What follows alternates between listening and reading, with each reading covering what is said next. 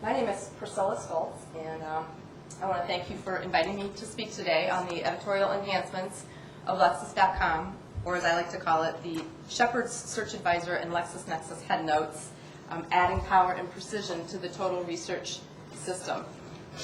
We're going to take a look at Headnotes, the case law enhancements that we've made, and also Search Advisor. I've been with LexisNexis for 7 years, just to give you a little bit of my background. I'm what's called a senior librarian relations consultant, so I work with law librarians in a variety of settings, including law schools. And I cover pretty much a good section of the Midwest, so including the Dakotas now. I just inherited those.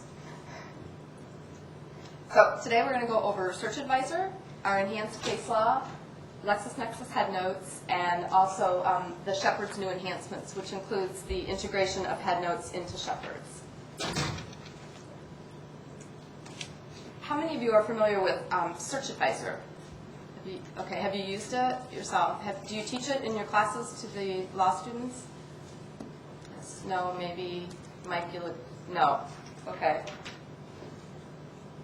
Okay, just asking. Search Advisor is our legal taxonomy, and it was initially created about 7 years ago by a team of editors. It's a group of Matthew Bender editors, attorneys, and law librarians that are based in Dayton. And they wanted to come up with a taxonomy of the law. So what we've done is the editors took the major practice areas of law, like antitrust law and securities, and created these major topics. And then through user needs and language, and also other areas of law that kept showing up in focus groups and in our materials online, our Matthew Bender articles, they came up with other major topics and then the subtopics within. So why does this make Search Advisor unique? What does it make it different from other taxonomy systems or other digests? Well, first of all, this one is virtual. And second of all, because it's virtual, we can change it at any time. It leaves room for growth and constant revision, depending on external or internal factors. So whether we find that we need other topics or whether our customers tell us you need to add topics, we can do so very quickly. It doesn't take too much to be able to do that. We can get it online within a couple of days. So what does this mean? It means that if there's a new area of law that's emerging, such as a couple years ago there were people that were trying to sue McDonald's for being obese, so I was convinced there was going to be a whole new area of law based on fast food and the litigation on that. And we could have added, if it had taken off, we could have added another area of law topic under fast food litigation and let it go from there. But it didn't go anywhere, so we were not able to create a topic for that. The dynamic nature of this taxonomy gives us continuous monitoring abilities, evaluation, and then we can make appropriate adjustments on our part to keep it relevant, competitive, and valuable. So it's very different from traditional classification schemes, which change very slowly. Initially, we started with 36 major practice areas. We're now up to 43, and there's over 5,000 subtopics. We just added 1,000 in the intellectual property areas, copyright, trademark, and patents, and there'll be more coming soon. Our second objective was to use this taxonomy as a legal finding tool. We wanted to pinpoint relevant sources for users on a particular legal issue using the topics that are in Search Advisor. So it's a starting point for unfamiliar waters. For librarians, we like to think that we know everything. I know that I like to think that, at least a little bit of everything. But sometimes you just get that question that you're not quite sure where to go with it. And this happened to me right when I first started. So I was really trying to prove my credibility with my customers, and we had just released Search Advisor. I was in Iowa. I had a new associate come up to me and ask me something about Iowa and third-party class actions or actions. I had no idea what he was talking about, but I kept the look on my face like I knew what he was talking about, and I was actually able to type in that legal issue into Search Advisor, and something came back. And I was very surprised, but I didn't let him know that. I wanted to show how great this system worked.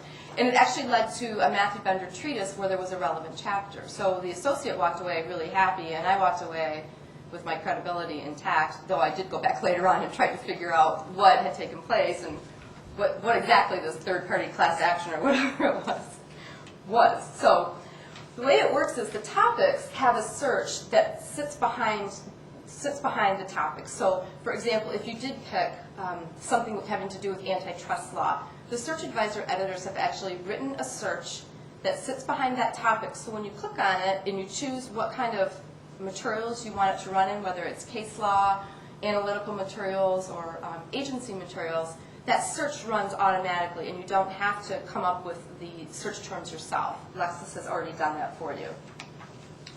So taking a look at it on Lexis.com, it's the third tab across the top, and it's organized by topic, by major area, as you can see.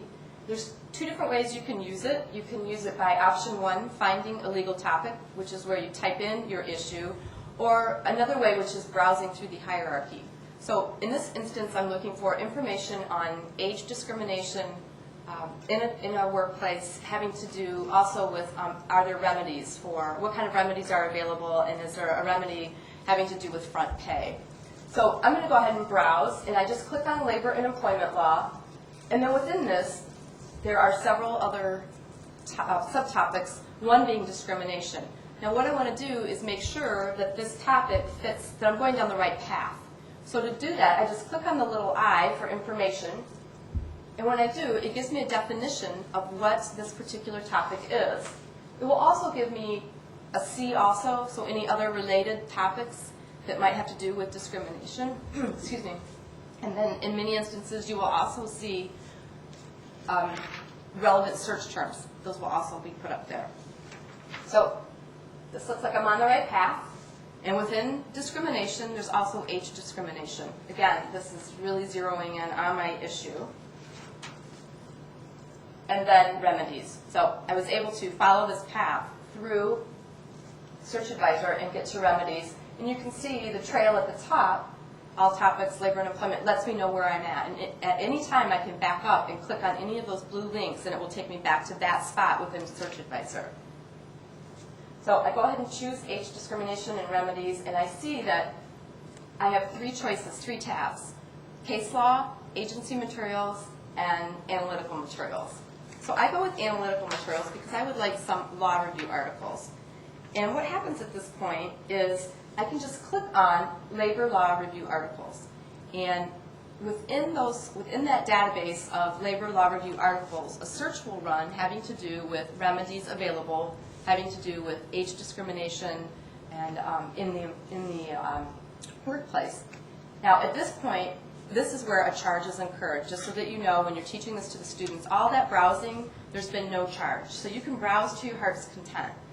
It's only when you actually pick a source, analytical materials, labor law review articles, and I go ahead and click on that link, is when I'm actually charged. Now you can't see this, you cannot see the search, but there is one that's written, that's attached to this topic of remedies that will run natural language style through the law review articles. And I have to tell you that as a librarian, it really bothered me at first that I couldn't see the search, because I want to know, I want to make sure it includes all my search terms and that everything I would put in there that the Search Advisor editors have put in there. We did meet with them at one point in Dayton, my group did, and they did show us the searches. We weren't allowed to leave with them or anything, but they did show us the searches. And they were really great, way better than anything I could have written. I mean, they think of every possible term, every possible segment, so you can be assured that the searches are very well written. And the reason they don't show up is because it is proprietary information. So, of course, we don't want our competitors to be able to see what kind of search we're using. So when you run a search through, for example, labor law review articles or the legal news, it's a natural language search. So you'll get the most relevant stories. If you run it through case law, it's a Boolean search. So I'm going to go ahead and click on this and get the 50 most, I have mine set at 50, so the 50 most relevant law review articles having to do with age discrimination and the remedies that are available. And you'll see the first one having to do with front pay, reinstatements, alter ego. You can set the limit. Anytime you're doing natural language, you can set the limit, you can change it. So if you want it to be 100 articles or 250, if you want to sort through those, you can. You can change the limit. You can also change the way it displays. Mine is in relevancy order, but you can also change it up at the top under preferences, you can also change it to display chronologically. And then you can focus within any of this, and focus is always free. So now that's when we incurred the charge if you were in a setting other than a law school. So just so that you know, that was when the search charge was involved. And because we picked a narrower database of law review articles, we picked labor law, it's a smaller file, so it was less expensive than searching all of the law reviews. Okay, now we're going to go back to the main Search Advisor screen. Let's say you don't want to do all that clicking and browsing through, and you really just want to go ahead and just find your topic. You can go ahead and use Find a Legal Topic option 1. And here you really just type in just your basic issue. What we want to do is just really break it down to the essence of the legal topic that you're researching. So you don't have to put in tons of phrases and ands and ors, because what we want to do is, again, it's running a natural language search through the hierarchy of topics. So in my instance, I'm putting age discrimination and remedies, and I'm going to run it like that. By using Find a Legal Topic, again, it's running a natural language search through all of our topics, which are available when you are online, and unfortunately I'm not, but if you are online and you go up under Help, and then click on Search Advisor, you can get the whole hierarchy there, all 5,000 and some topics. So when we type in age discrimination remedies, we get a list of suggested topics. If you typed in a word such as banana peel, it would bring back liability, some liability topics. If you typed in sponge, it brings back medical malpractice issues. So everything is tied to the Search Advisor topics as closely as they can. So you can see here I get a list of 25 results, the most relevant being at the top. And because I put in age discrimination and remedies, it brings me back to the trail that I used before. So I'm brought back to my original starting place. Same kind of results. When I go in, I have a couple of options. Again, I can go back to the analytical materials or the agency materials, or I can choose to search case law. You do have to pick a jurisdiction, so I picked the 7th Circuit because we're here in Illinois. And then at that point, I could just click on Go. I don't have to write a search, I don't have to put in any search terms. I can just click on Go and let Lexis find relevant cases. Or, if there are terms that I want to make sure are included within the search that may or may not be in the Search Advisor search itself, I can add those, and I do. I wrote age discrimination and front pay, just to make sure that those terms were included in the search. So we get a site list of 109 cases, and you can see from here that these cases, if we go ahead, you can see that from the overview, age discrimination, and you can also look at the core terms. It starts talking about the kinds of instances that we're looking for. And I'm going to go ahead and scroll down to example number 30, case number 31, and I'm looking at it in the what's called the show hits. And when you do this, it's like a mini quick. You have the option to hide this or to have it open. But when I open it, what it does is it just gives me my search terms like front pay and age discrimination, and then 2 or 3 words on either side of it. So it's a kind of a mini quick view. You can get a good idea how often your search terms appear and what kind of sentence it appears in. You'll also note that next to it is a red stop sign. That's the Shepard signal, and we're going to talk a little bit more about that later on, but it alerts you as to right away as to whether that case has had positive treatment or negative treatment, or in some other worlds, as they say, good law or is it bad law. So then we have the overview, which is the 1 to 2 sentence summary of what the case is about, and then again the show hits and the core terms. The core terms are determined by a computer algorithm. There's anywhere from 15 to 30 core terms. We just put about 7 or 8 of them up here just to give you an idea of what the cases are about. You can also quickly mark off the cases that you want to print off in full or that you want to focus within by using the check boxes on the left-hand side next to the Shepard signal. And to make it even easier, you can focus within your site list by using the focus bar at the top. So case law on LexisNexis, we have complete coverage of the federal and state court decisions that are published. And we also have a large number of unpublished decisions on LexisNexis. One thing I want to point out, putting on my librarian's hat, taking off the Lexis hat, is that some people perceive that one or other of the two services have better coverage when it comes to unpublished decisions. Both companies have done, kind of surveys of who has what online, and really neither West nor Lexis has an advantage over the other when it comes to unpublished decisions. One of us may have a particular court that the other one doesn't, so it's always good to check both places, but neither one really leads the other in terms of unpublished decisions, so we're on par with each other. I'll put my Lexis hat back on. And you can easily obtain cases on Lexis using Get a Document if you have the site, or if you have several cases, if you have a whole list that you need to pull, you can also use Get and Print, and the Get and Print will allow you to also Shepardize each case.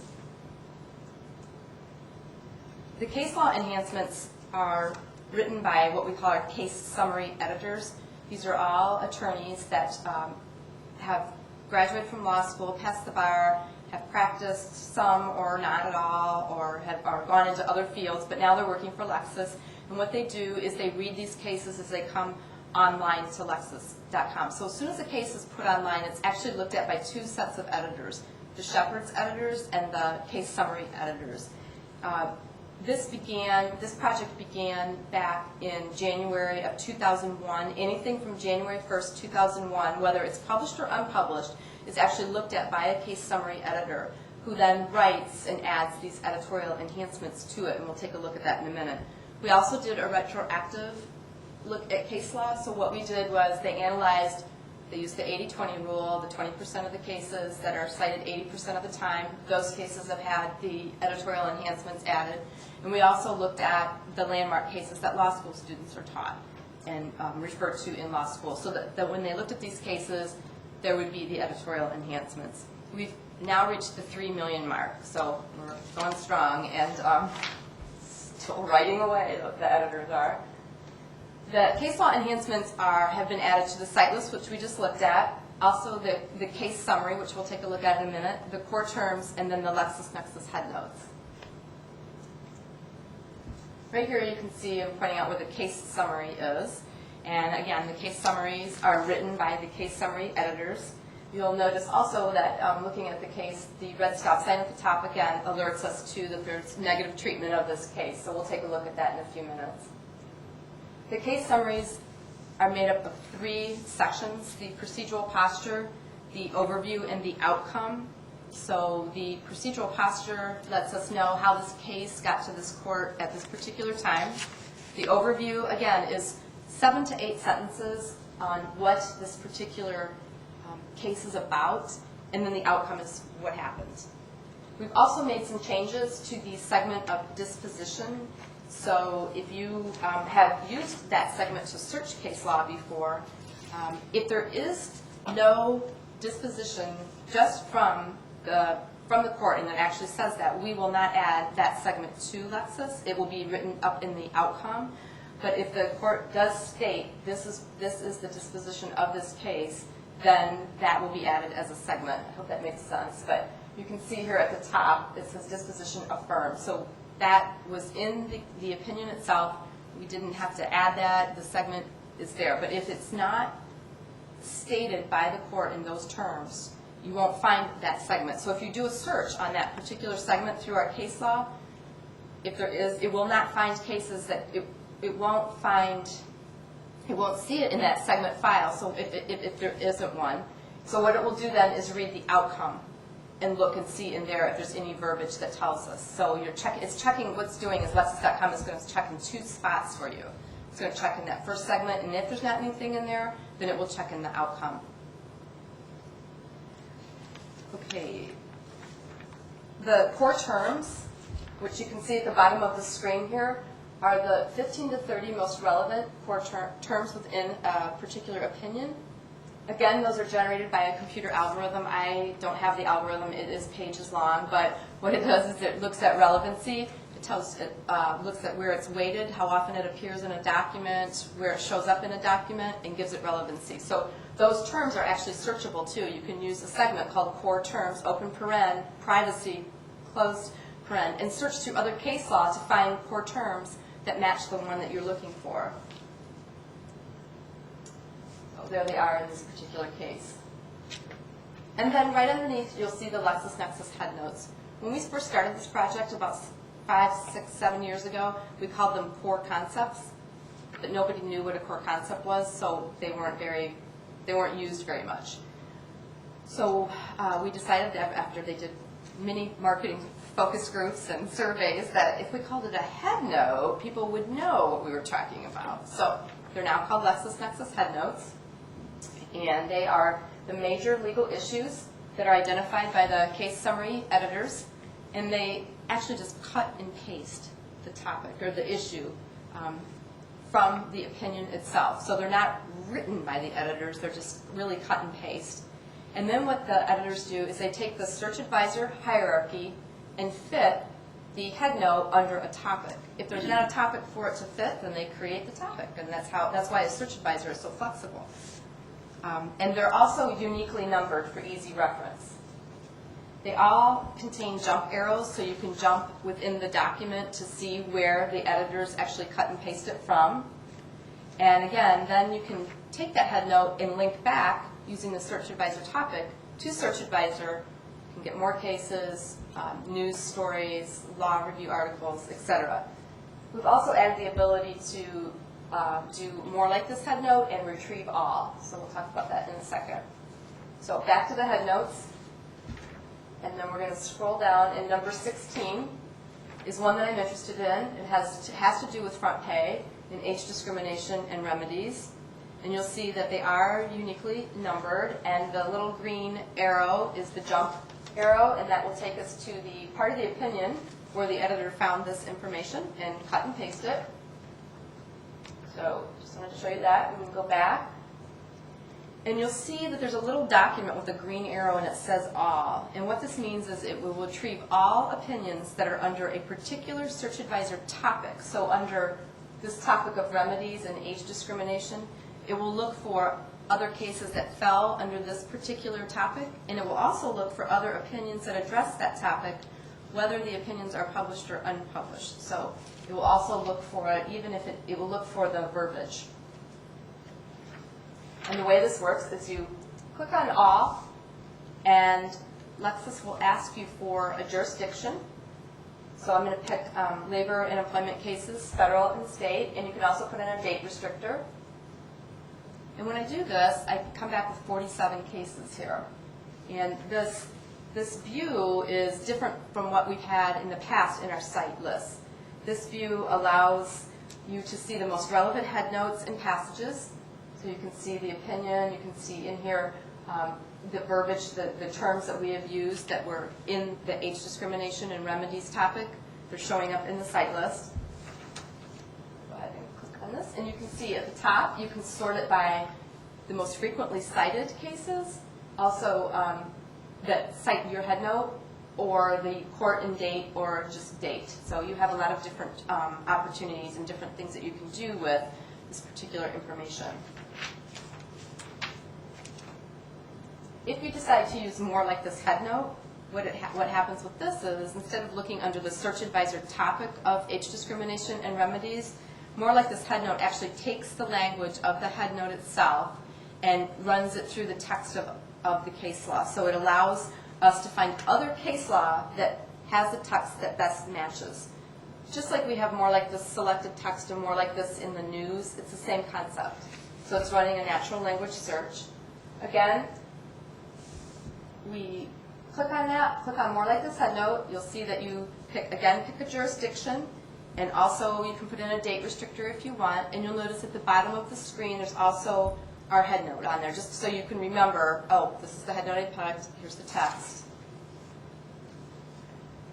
So you click on that, click on search, and when you do that, in this instance, we get the 50 most relevant because that's what I have my relevancy scores set at. And you'll see that we are in the digest view, and what this does is it displays the matching head notes and or the best paragraph from the opinion that matches the language of the head note that we selected. So remember, the head notes are uniquely numbered, so you may not see head note number 16, but the language is what we're looking at here. You can also review other LexisNexis head notes, again, that match the original text, and it allows our users to review any additional good matches that are not contained in the head notes. You can sort this answer set by closest match or date. So the major advantage of this is that we will be shown all relevant headnote matches, even where similar headnotes have been given different classification labels. Maybe it falls under one or two different topics. Any questions so far on headnotes or the search advisor? No? Okay. Because we can do, I'm also live, so we can switch over and do that at the end if you have any questions. All right, Shepard's. Shepard's has been around for 130 years. It's the premier professional citator in the legal marketplace. You can use Shepard's to quickly validate your research to find out if it is good or bad law, some like to say, but it's so you can build your arguments efficiently. You can also use Shepard's as a research tool where you can be led to relevant cases, statutes, and secondary sources that are cited by your authority. These new enhancements that I'm going to show you are not actually releasing until later this month, so you're getting a sneak peek. What we're doing with our enhancements is, the most important one is we're integrating the LexisNexis Headnotes into Shepard, so you'll be able to restrict by a particular headnote. We're also, we've also moved our custom and focus restrictions into one, so you don't have so many clicks or so many places to go. The Shepard signal has moved in the summary, and I'll show you all of these things. You can also, will be able to link to the full text of the headnotes, and you'll be able to link to individual reference LexisNexis Headnotes. So this is due to release June 18th, but as in the vendor world, sometimes things don't get out on time. So if it's not released by June 18th, don't panic. It will be released by the end of June, we've been promised. So we're going to go ahead and get started. Again, we're looking at this McNeil case. It's got that big red stop sign. So to me, that says I need to look at the Shepard's report in this case because obviously it's been treated in a negative way by another court. So it's easy to Shepardize. You just click on the stop sign. And this is the screen, how the screen will look June 18th. You'll notice that the summary is still there. But the first thing is we've moved the case law signal that used to sit up next to where it says Shepard summary. We used to have the big red stop sign there. We've actually moved it next to the citing reference that generated that signal. We found that some of our users were having a problem figuring out, well, why does it have a red stop sign? Which one of these citing analysis generated the red stop sign? So now we put it right next to it. You can see it's been overruled. So that's why it generated the red stop sign. You'll also see that it shows all of the other treatment of our case. So whether it's negative, positive, neutral, it's all listed out there, and it also tells you how many times that analysis has been cited. And then you'll also see other sources. So if you're interested in, again, furthering your research, law review articles, the treatises such as Matthew Bender, statutes, ALRs, we've also added restatements to our citing references. And then also the LexisNexis Headnotes. So you'll see here, Headnote 16 from the original case has been cited by 24. It shows up 24 times in the Shepard's report. If you want to see the full text of these headnotes, you'll click on this little link that says Show Full Text of Headnotes, and a pop-up window comes up. And this will actually give us all of the headnotes. Now, they may not be the same numbering, but you will see the headnotes that are cited by the cases in this report. Remember, again, the headnotes are uniquely numbered, so they may be different from report to report or case to case.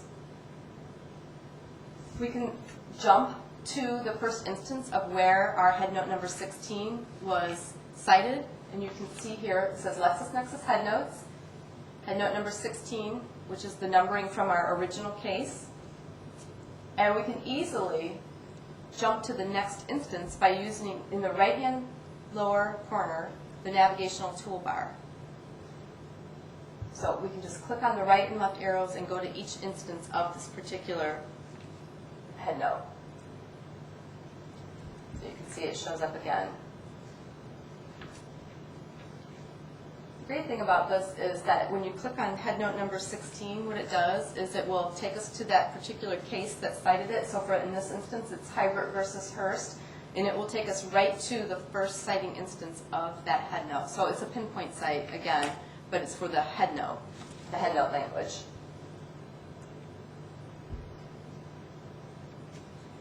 So you can easily get through these citing cases. And again, if it contains more than one instance of where that head note appears, you can easily maneuver at the bottom using the right-hand navigational bar.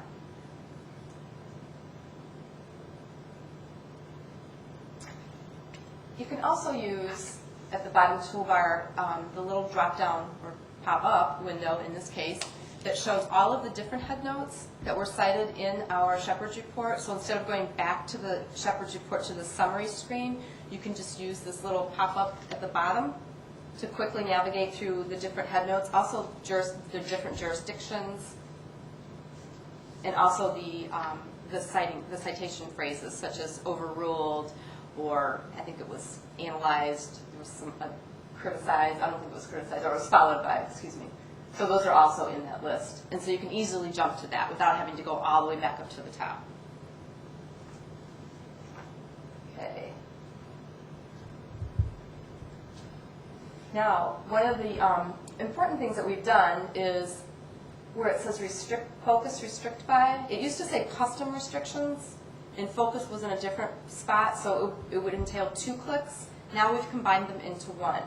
So if you click on this, what it does is it lets us, the custom restrictions to me are like a table of contents to my Shepard's report. They allow me to see what jurisdictions have cited my case, what treatises, what law reviews, so I can choose, I can customize what I want my Shepard's report to look like. What we've done now is added the focus feature in there, and we've also added the head notes, the ability to restrict by head note. So you'll see where it says head notes available in full, the LexisNexis head notes, and also if you need the official, if you want to restrict by the official head notes out of Fed Second, you can do that. However, you need to know what head note number, because obviously we don't have those head notes on Lexis. And you can also click on, if you've forgotten what the different head notes from LexisNexis are about, you can click on a particular, where it says show full text of head notes, and that will remind you, oh yeah, head note 16 is the one that I want to see. This is actually in the opinion of the, if you're looking in the opinion of the McNeil case, way back, and in the head notes, we are also going to add, next to more like this head note, we're going to add the Shepardize and restrict by head note feature. So you'll be able to Shepardize it, you'll be able to run a Shepard's report right from within the head notes in the original opinion. And all of this information too, when you're looking at a case, if you don't want to see all these head notes or you don't want to see the case summary, you can customize these screens so that it's not there. You can also customize it when you print it too. So if you want to see it while it's on the screen, but when you print it, all you want is the text of the case, you can do that. Same thing is with annotated code. You can print it without the annotations. And all you do is go up to preferences, and you can change your preferences. Or when you print, you can decide I don't want to show the head notes, because that can actually take up a lot of space when you're printing, and maybe that's not important to you afterwards. Okay, now we're going to go back one more time and look at the summary screen. And what we want to do is also look at, this is the, if we had restricted it by a head note, you would see that at the top we have the, what we did was combined 2 summaries here for you so you can see the difference. And the top one shows us when we restrict it by head note number 16, and then the bottom one gives us the full Shepard summary. So it just makes it a little bit less information to have to comb through, and also it's relating it right to that head note that we are interested in. And then as far as focus goes, focus has been one of the most underused parts of Shepard's ever since we've introduced Shepard's online. And we found that one of the reasons why is because people, when users were using it, they would kind of forget about it because you would have to go back out and then click again, and now it's all in one place. So while you're restricting by, let's say, jurisdiction, 7th Circuit, I can also type in some of my my legal issue, or I could type in front pay and restrict by those particular terms. The great thing about Focus, first of all, besides it being free, is that Focus will actually read through the text. LexisNexis will read through the text of all of those citing cases and actually find those terms for you. So if you've got a case like Roe v. Wade where there's over 11,100 citing references, it's really going to be helpful because it's going to actually look through all of those for you without you having to actually go and open up each one. It's going to, LexisNexis is going to actually read through, and then you can open up if you want and term browse through using the navigational tools on the bottom of the screen and see where your terms show up. Are there any questions on any of this? One of the things on the custom restrictions screen is you won't see something there that's not actually there in the Shepard's report. So for example, if I wanted to limit this to, let's see, just negative, let's see, where it would be reversed. Well, there is no reversed there, and that's because the case has not, it has not been reversed. So you only see what is actually available to you. So we've gone over Search Advisor, the case law enhancements, the headnotes, and then the integration into the Shepard's report of our headnotes. Are there any questions or any things that you'd like to comment or suggestions that you'd like to point out about these editorial enhancements? Yes. Sorry, I don't know your name. Lynn. I'm just Lynn? curious Hi. if you know how much your custom feature in Shepard's has been used. That's actually been used more than what we had anticipated it. So we have the all negative, all positive, and then I think it's just through education of especially the librarians and the attorneys working with the trainers in the firms that they could custom restrict by jurisdiction and that kind of thing. Once people are aware that it's there, it was being used, but for Focus, for some reason, it was not. So I think having it both in one screen is really going to allow people and to use this more than they would have in the past because it's one less thing that you have to click out of to get into. And also, too, there's no charge to manipulate your Shepard's report. Once you've run a Shepard's report and been charged for it, you can custom restrict, you can focus as many times as you want, and there's no additional charges to do so. So that's always a good thing, too, to be able to tell the students. Thanks. Any other questions? No. Okay. Well, those are my editorial enhancements to the LexisNexis system. And they will be, again, released in June 18th. And when they are, I ask you to give it a try. Let us know your comments and suggestions because that's the way these changes are made. This is the way this came about, actually, was that we had the request to add headnotes. So we did. The other thing that's coming out with Shepard's is going to be the ability to set up an alert on a particular Shepard's report. So if you have Shepardized a case and then you need to follow that case, you will be able to see if anybody else has cited it. You will be able to set it up on an alert, just like an Eclipse, and it will allow you to set it up daily, weekly, whatever you want to do, and we will let you know if anything has been added to your Shepard's report. So that's coming probably by year end. Yes, Lynn? I have a question on Search Advisor. Yes. For analytical materials. Yes. It seems to me you tend not to have very many choices there. I'm just wondering. It's typical. You indicated that they wanted to make them relevant choices. Right. Do you think you're going to add more of the... Well, right now, it's law review articles, legal news publications, Matthew Bender, any Matthew Bender treatises that are related, and also Neely's newsletters. So if it has anything to do with litigation, we will be adding statutes to Search Advisor. As far as anything else goes, it would really, I haven't heard anything on adding any other sources to that.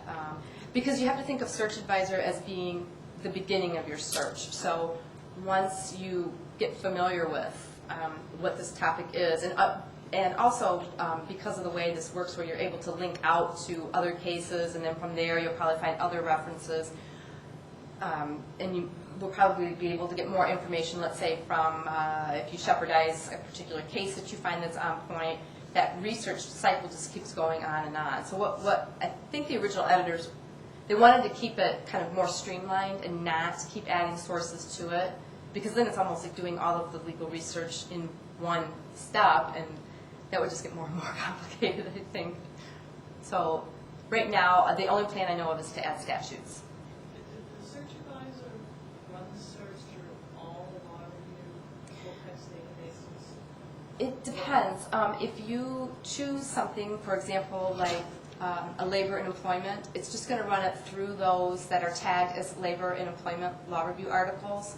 So it's only running it through a smaller database. That's tagging we never see. Right. It's done when something is put online with Lexis, whether it's a news story or a law review article, it is indexed on a number of different items, and one of them being what does it fall under, what subject does it fall under. So law review articles, it will actually, in the subject field, labor and employment, healthcare, so those get tagged and kind of put into a pool over here. They also show up when you do area of law searches. If you go into Lexis and you click on area of law and then you go into healthcare, and it'll say healthcare law reviews or law review articles. Again, it's that same pool of information. It's a smaller file, so it's less expensive, and I think it's less cumbersome to search. But if you want to, then you can go ahead and expand your search yourself outside of Search Advisor. Does that answer the question? Did you have a question, Phil? It used to be about, what, $4.25 for an individual to go in and Shepardize the case? Yes, it still is. Do you anticipate any cost increases? Not in Shepard's. Okay. No. We just had some cost increases as of April 1st, but not on Shepard's. It was more some hourly price files. So, and there's no charge to print, and there's no charge to print the Shepard's report, and there's no charge to restrict it, like we said, or focus. So you just pay that $4.25. And you said Focus continues to be free? Focus continues to be free. They wanted to change the name of Focus. We said, no, because Focus is free. It's catchy. People remember that. So, any other questions or comments? Well, let me know how you feel this works, say, with the Shepards and the Headnotes. We really, as a company, and I'm part of the task force that's getting this out, we wanted to get this out before the students came back to school, so we didn't want to get it to you mid-August, so you only had 1 week to work with it. So we're really trying to get this out and see what your thoughts and suggestions and comments are on it, so that we can get those changes made before it's time for you to go back and teach it to your students. So, anything else? No? Okay, class is out. Class is dismissed. 15 minutes.